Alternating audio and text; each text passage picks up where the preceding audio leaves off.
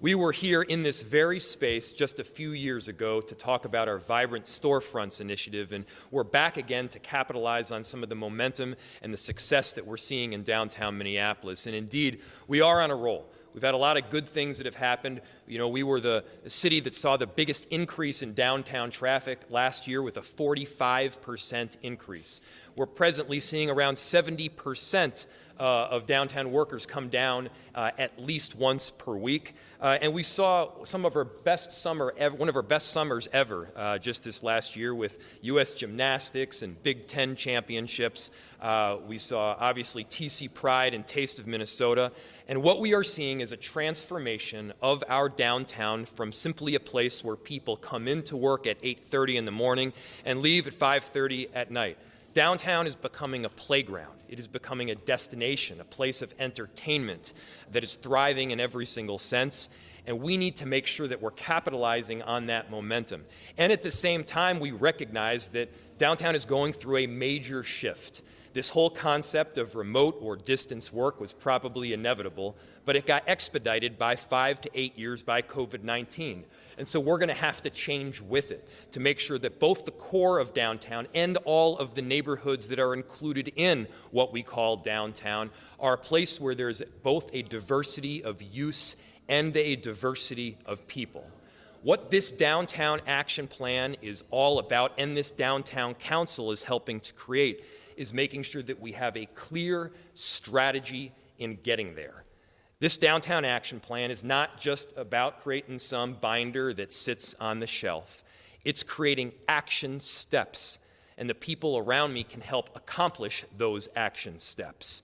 I want to give a huge thank you to all of the members of this Downtown Action Council for being willing to step up, to take on opportunities as they present themselves, to take on challenges as they come to bear. Both will happen over the next several years. I want to also thank our CPED staff, our whole team that helped bring this downtown action plan together. You may have noted that there are several downtown plans that have been created by different groups. This one helps to bring it all together and help execute a clear path forward. It's not good enough just to have a plan. We got to be able to execute that plan for the sake of our city. To give you an idea of what these action steps look like, we're going to have some real definitive goals that we're rolling out. One of them, Nicollet Mall. Nicollet Mall could be a pedestrian utopia. It could be a place where we're getting people onto the street and getting both buses and traffic off of the street. Nicollet Mall stretches nearly all the way to the Mississippi River. It has the potential to be a gateway, not just from the east side of the river to the west, but to the whole entire western half of the country. Nicollet Mall should be a main street not just of our downtown, but of our whole state, an economic driver, a place of cultural activity, a place of pedestrian activity where you walk down the street and there's 1,000 different tastes and smells and sounds and people all packed in on one block. To take that step is going to require some change. It's not just walking by one big vanilla conglomerate, it's walking by a series of small and locally owned businesses with different people all on that block. It's making sure that small locally owned businesses have the potential to set up their shop, that they can afford to pay rent, and ultimately creating a street dynamic that is unparalleled because it's an experience. If you're looking just to do your normal old retail, you can do that online. If you're looking to buy underwear or a t-shirt, you can do that through your own home. But if you're looking to have an experience, downtown is the place where you're going to come, where you both shop, you go out to eat, you grab a drink, you go see a play, the theater, and you go out to a ball game. And so that's what Nicollet Mall could be about. Now, just go a little bit further north over to the Warehouse District. The Warehouse District has the potential to be an entertainment mecca, a place where people are coming not just from around the city, but around our entire region. We're going to open this up to entertainment, making sure that it's safe, that people feel comfortable going there, and we're going to make sure that we're expanding on use to get things like billboards, signage, and lights so that people feel safe, that they know where they're going, and it's an experience that you will not get in any other part of the state. Now, I'm not arguing that the warehouse district is going to be like Times Square, but I am arguing that we can create our own version of it right here in Minneapolis to make sure that after you go and see that incredible play, you have the opportunity to go out with a whole lot of other people with the streets packed and teeming with foot traffic. If we make the right plans around pedestrianization, if we make the right plans around revenue generation through billboards and signage and lights, if we make the right plans around economic vitality and usage of these buildings, we can make this happen the right way. But we're not stopping at the warehouse district. I mentioned usage of these buildings. We've been talking for quite some time about conversion of buildings from commercial to residential. As I mentioned, we're seeing an increase every day, every week with the amount of foot traffic that's coming downtown for purposes of workers. But we also know that we're not going to get back to 100% of where we once were. There are people that will be working remotely. And so the question is, how best do we utilize those buildings? The warehouse district, for instance, has a whole bunch of older buildings, pre-World War II buildings that are ripe for conversion to either residential or for entertainment. The core of downtown has buildings that are less ripe for conversion to residential and entertainment. These sleek skyscrapers that are glass where you can't open the window are perhaps harder to ultimately get to residential. And so we're gonna make sure that we're first targeting those buildings that can see that conversion. We're gonna push for tax credits at the state level, both historic and otherwise, and we're gonna push for additional funding capacities to make sure that we can not just do the job, but expedite the work. To expedite the work, you need a team to make it happen. And behind me, we have brought together leaders from business, leaders from sports and entertainment, leaders from labor, and of course, our amazing city staff that can help make sure that this work comes through to fruition in full. This group is going to be meeting not just on like a regular basis. This is not, again, a group that is just going to come together every 4 Tuesdays or so to talk and to have a report out. This is about having a clear goal and bringing around the table the right people to make sure that that big vision, that bold vision becomes a reality. I want to thank all of the people that have been willing to step up because they're a big, huge part about making this happen. I also want to thank our council members who have been really committed to this work. In particular, Council Member Michael Rainville, who's the council member of the 3rd Ward and has been a consistent champion of downtown. I want to thank city staff and leaders like Margaret Anderson Kelleher and CPED Director Eric Hansen and their entire team that helped write up this plan and bring all of these other plans throughout downtown into one document. And I also want to thank some of our business leaders, including Jalen Elam, who, by the way, just opened this place. We're in B Suite right now, which is an opportunity for black entrepreneurs to have a workspace. It's a collective, it's an entertainment venue, it's an event center, it's all of the above, all brought together where a place where great ideas can become even better. And so I'm proud of this work. I'm proud of the work to come. We've got a big vision that is going to get rolled out, and downtown is changing, and we're all going to be changing with it. And so now I'd like to turn it over to Council Member Michael Rainville, who has been such an integral part of this work. Council Member, thank you so much. Behind you, Mayor. Yes. Thank you. Well, good morning, everybody, and thank you for coming out on this Monday morning. I want to be very grateful today, and in particular, Eric Hansen will follow up with more details after me, but I want to thank Eric for all the work of CPED, and I see Shannon Sether and Meg McMahon here today. It's the staff members that really carry this out. I want to acknowledge you. And Ben Chardlow in the back. Warehouse District Live would not be the success it is unless without your hard work. So thank you very much. We have a lot of work to do. I back up the mayor on his suggestion on Nicollet Mall. What a great opportunity Nicollet Mall has to open up that river towards us. I commit to working hard on that, just like I worked hard on Warehouse District Live. And the U.S. Post Office, I commit to getting them to see the wisdom of taking down that butt-ugly parking ramp that's going to block the river from Nicollet Mall. I'm sure we can find a compromise, so I look forward to working on that. I'm willing to roll up my sleeves like everybody behind me, and let's get this job done. Thank you. And without further ado, Eric Hansen, CPED Director. Thank you, Mayor and Council Member. I'm Eric Hansen. I'm the CPED Director. It's hard to go past or follow you up with that comment about the post office. We think they're great partners in the city of Minneapolis.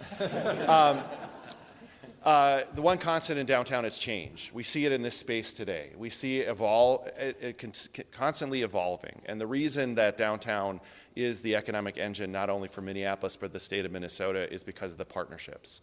And so you see that behind us today, and I'm very happy to speak on behalf of the city enterprise and how we are ready for action, and so ready for action we have already started. So the number of things that the mayor and the council member have raised about our action plan are already in progress. We have been making investments in Warehouse District Live on First Avenue. Our Public Works Department is in conversations with the community about rebuilding that entire street and revisioning what First Avenue can be for the next generation of activity downtown. First, the Nicollet Mall conversion, those conversations are going on in partnership with our Public Works Department and the Metro Transit, moving the buses off and finding it to a place for fun. And that's what downtown is. It's a place for people, and when people come downtown, they want an experience, as the mayor says, and they want to have some fun. Then it's about how people use the buildings. This is an example we're in. This was not always the co-working space that it needs to be now, and it's a glorious space as you look at the ornate architecture in here. We see that all across downtown Minneapolis, and we will start to see more creative uses. Our partnership with the Department of Arts and Cultural Affairs in creating vibrant storefronts, using our arts as a driver of the difference in what we can see downtown, but also making it a new experience. And then money. The city is investing around $2 million collectively in downtown activities at this moment. That doesn't include the changes that we will make in infrastructure, and that is for Warehouse District Live, planning for First Avenue and for Nicollet Mall. And then there's some proposed elements in the 25-26 budget. So not only do we have the right team in place in the city, we have the right partners in the community, and the mayor and the council are putting money behind it so that we can actually do some actions. And with that, I will turn it over to one of our longest standing partners in downtown, the Downtown Council, and representing that is Adam Dunnick. All right. Thank you, Eric, and thank you, Mayor Fry. Thank you, Councilmember Rainville. Such a pleasure to be here. I'm Adam Dunnick, the President and CEO of the Minneapolis Downtown Council and Downtown Improvement District. We are one of the longest stakeholders, if not the longest stakeholder in what happens downtown. 70 years of work at the Downtown Council and advocacy for the business community, alignment with civic priorities. We also have a reputation of putting together these 10-year vision and plans. And we're at a particularly important point in our history right now as we reflect on the 2025 plan that has been under essentially being made, come to fruition, come to light in terms of where we started and how we implement that plan. And now we're looking forward to the 2035 plan. We're actually within weeks of releasing our plan. That what I like to tell people is even though there's a lot of energy, creativity, and hard work going on around downtown, never have we been more aligned in the direction we're heading. And that's a testament to the leadership of the mayor and the city. That's a testament to our longstanding partnership. It's also a testament to the work the business community does, thinking not just about the businesses they run every day, but how it impacts the entire downtown ecosystem and how much of a ripple effect that has for our city, for our region, and our state. So downtown couldn't be at a much more of an important point in time, and we're here to lean into that work. And it is about action and implementation. So we're excited to be a part of this group. We're going to have implementing groups around the 2035 plan as well that we're really excited about. So in addition to alignment, I also want to talk a little bit about collaboration. The mayor talked about labor and business coming together. It's about groups like Metro Transit, the Downtown Improvement District, the Downtown Council, all of us putting our collective hats on to make these things happen together. The collaboration has to happen in the most cohesive way possible, because if we're going to channel that energy, that creativity to turn our downtown around, this type of effort is exactly what it's going to take to do it. So we couldn't be more grateful for the partnership with the city. We're excited to be here, and with that, I'm going to turn it over to one of our great members, Jalen Elam, the President and CEO of the B-Suite. All right.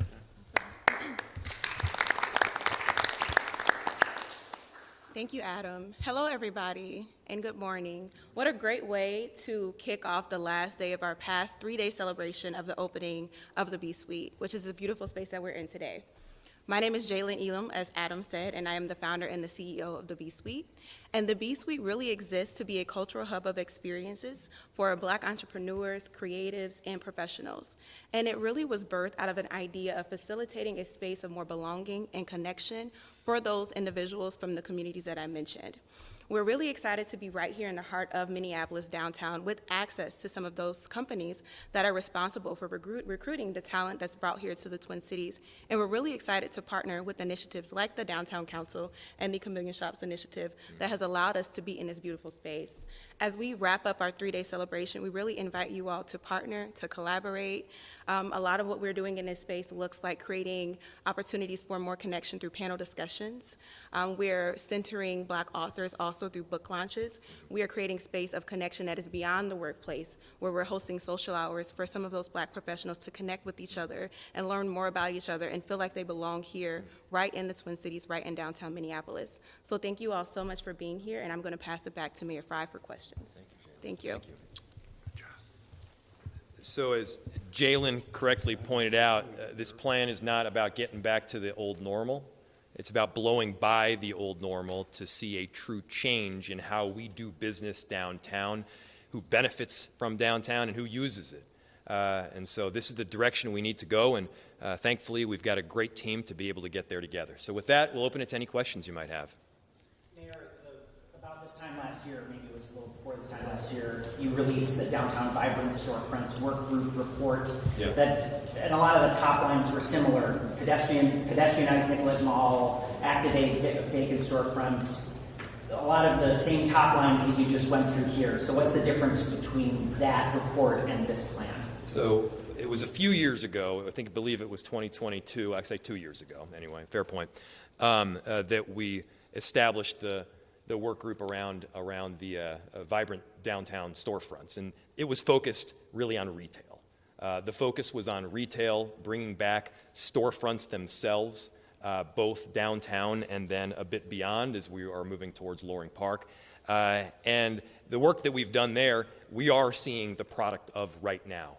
Through our arts and cultural team, we've been adding additional creativity and art in these specific spaces to make sure that when you walk by, you've got a tenant in there there is assistance to make sure that we can have a great artist that can show their work off, and we're adding to the creativity that's on the street.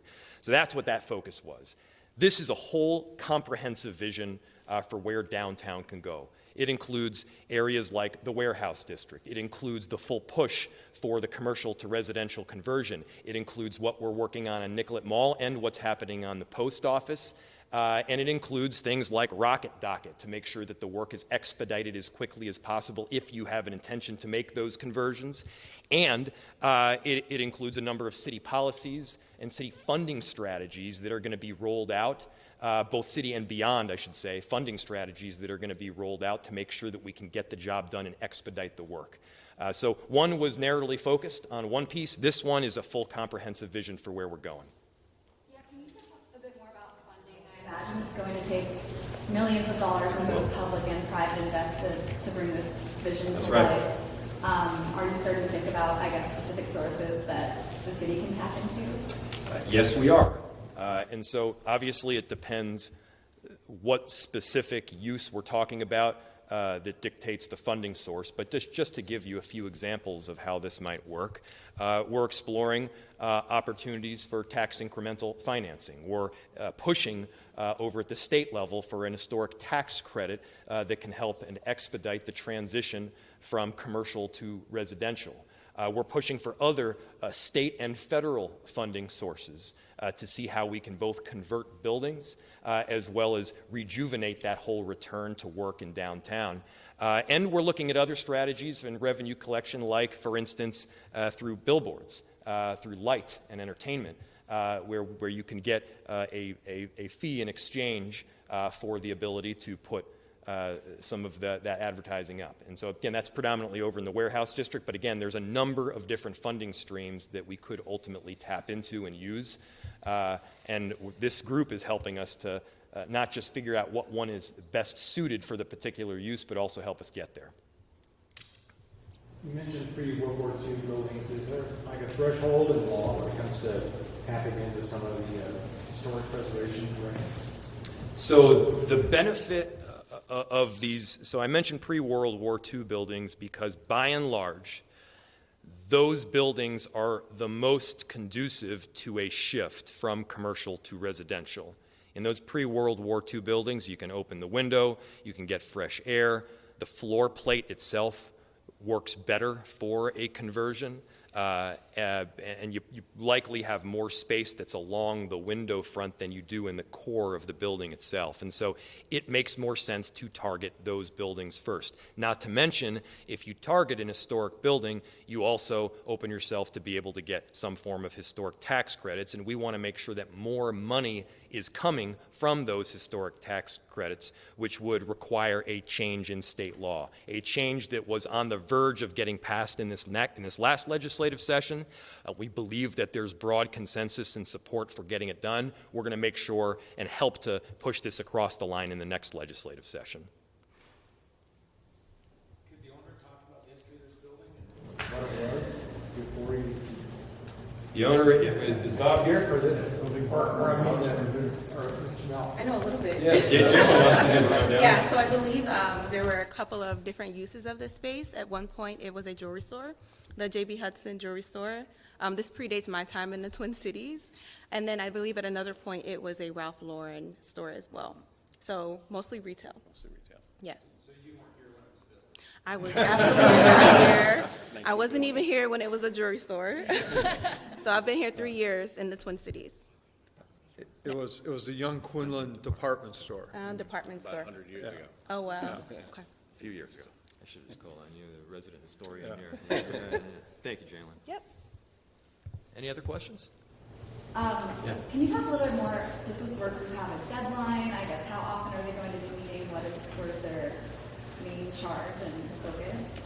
Yeah, I'm going to turn it over to Eric Hansen in a second, who can help give us the rundown of the sequencing of events. But what I've told the members here is this is not just another committee to attend where they're getting a report out. The idea is that an opportunity will come up. We will organize people in a relatively quick fashion, and we're going to get a team that can go in there and execute. That's the whole concept here. Again, not like a one meeting after another. This is a plan. So, for instance, if we get some traction, as Councilmember Rainville mentioned, on the post office. That post office, a decent portion of it is historic and quite old. A decent portion, a huge portion of it, by the way, is only about 40 or 50 years old.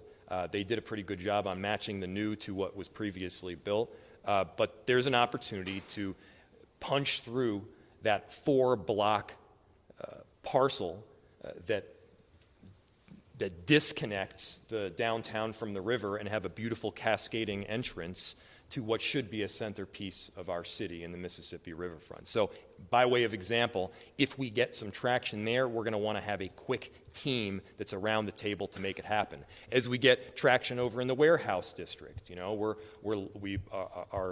obviously you've got a number of sports teams that are over there, from the Lynx to the Timberwolves to the Twins, and making sure that we can realize the full potential of a sports and entertainment district. We can have a sports and entertainment district in a combination of the warehouse district and in North Loop that could be done beautifully if done right. And so this is about creating the team to make that happen. Do you want to talk any more about the dates here? So as the mayor says, this is not a group that has like a definitive end date. We will be convening them in the next month to go over parameters of this, but really it's about our partnership. Most of the groups, most of the people here have work that's already underway. The city is only going to be successful if we are leading the things the city does well, and the private sector and these other groups are leading the things that they do well, and that we're coordinating. And so we'll see from that organization when the next time they meet. It was likely at the beginning of the year in advance of the legislative session, and then we'll be making calls based on the feedback from the group. So it'll be meeting on a semi-regular basis, as time permits. And as the mayor says, this is a way for us as a community to come together and act when we need to together, so that we're all on the same page. We all know what's supposed to be going on, and we're getting the best outcome for Minneapolis and the state. And the membership of the group is in the plan, the report. I think it's in the. I'll have to look if it's in the. But we have a list. We have a list of. We can give you the list of the people on the committee. There's about 22 people. On the subject of deadlines, for example, I mean, like we're talking about long-term redevelopment projects with things like the post office, but again, Nicollet Mall is one of those things that's been talked about. Yep. What's stopping you from that happening? I believe Metro Transit said something like 2 years. So I mean, I guess like what's the realistic expectation for people to see results from that and perhaps other pillars of this plan? I think there's broad consensus at this point that we should get the bus traffic and any car traffic off of Nicollet Mall, opening it up to a full pedestrian use. Now, to do that requires partnership from a number of different jurisdictions, and I do believe that the partnership is there. That being said, there are a number of logistical concerns that we need to work out, most notably where the bus traffic goes, how the bus stops are set up, and where they're specifically located. That's something that the city is partnering on with Metro Transit and other jurisdictions as well. Now, I'll note that Second and Marquette are ripe for that transition. Second and Marquette already have bus traffic on it. There are significant portions that are exclusively used for buses during certain times. And we could add not just some of those chartered buses that come in from the suburbs, but also city buses to the equation. This is something that has been done before. It's something that we could do again. I believe that that is the best location for where the buses could ultimately go. Now, just getting the buses off and saying it's a pedestrian mall doesn't make it a solid pedestrian mall. The space needs to be activated. And so we've done some work to study pedestrian malls around the country and what has worked and what has not worked. A big part of creating a successful pedestrian mall is making sure that you've got the density of people on it, the activities that are taking place on it. And so partnering with people like Adam Dunnick and the Downtown Council and partnering with our nonprofits and foundations and business community to make sure that that space is activated is going to be critical, because without activation it won't be a successful chore. So yeah, so we're moving towards that direction right now. Can I answer? Yeah, please. You bring up a good point about Nicollet Mall and the partnership that's needed. Metro Transit has discovered that the worst bus service in the city of Minneapolis are the buses that come down Nicollet Mall. If you think about how they have to queue up and they get lost, and imagine when an emergency vehicle goes by or someone cuts across the block. Years ago, the city and the federal government, along with Metro Transit, made the effort to improve 2nd Avenue and Marquette for bus traffic. Those are much more ideal. And then if you think about 3rd Avenue with the direct access over to the east side, those are the streets that are more logical. Like everything, it's going to take time and planning, and we have to make sure that pedestrian experience, the rider experience, is improved. And we're going to do that. So hang in there and look for the next press conference in this room to announce how we completed those plans. Thanks, everyone. Thanks, everybody. All right. Okay. Thanks, everybody. Thank you so much.